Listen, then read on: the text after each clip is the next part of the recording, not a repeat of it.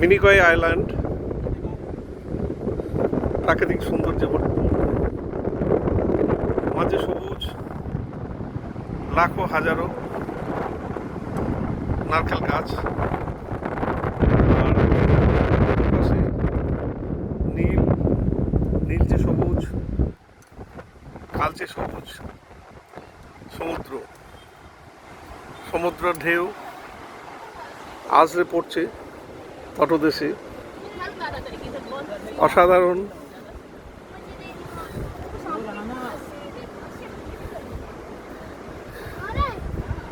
কিচ্ছু বলার নেই।